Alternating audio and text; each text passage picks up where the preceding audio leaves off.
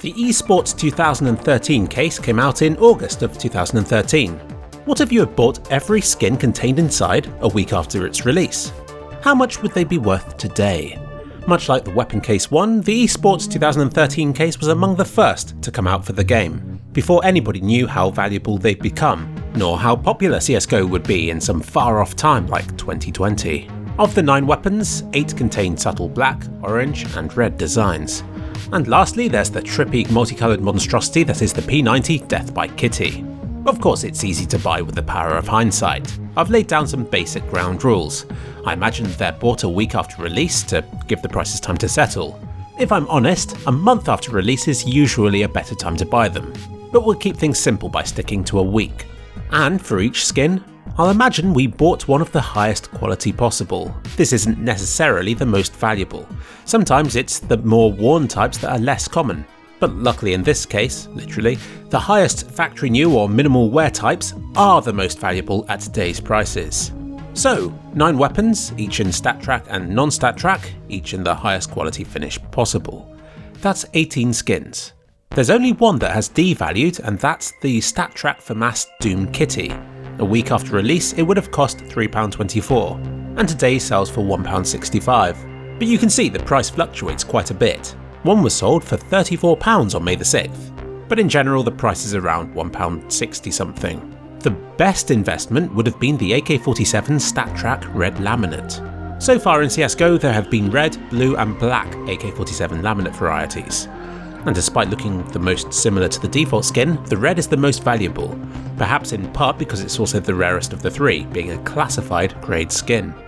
A Stat Track factory new one would have cost you £82 in 2013 and now sells for about £1,150. That's a pretty good return. But that's only if we go by this amount. The truth is, it's sold so infrequently that it's hard to really know how much it's worth. It's listed on sale on the Steam market for £1,150, but the highest request to buy is £457. That's a big difference. So its real value is likely somewhere between the two. But then one sold in January for £118. It's a strange and incredibly rare skin. The P90 and AWP skins are more frequent sellers, but go for a bit less. It's the non-stat track types that have been the best investments here, both effectively quadrupling in value since 2013. The factory new AWP Boom has gone from £32 to £135, and the minimal wear Death by Kitty has risen from £12 to £46. Interestingly, it's the even lower tiers that have aged even better. A factory new sawed-off orange DDPAT could have been bought for £1.47 and sells today for £18. And a factory new MAG7 Memento was 13p and is now £1.74, over 13 times the value.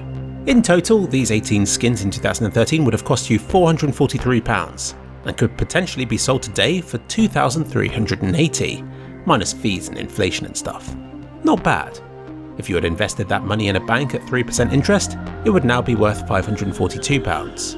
£443 worth of Amazon shares is now worth £3,720. And although it's dropped a bit lately, £443 of Bitcoin back then is still worth £39,000. It would still be nice to have £38,000 worth of Bitcoin though, wouldn't it?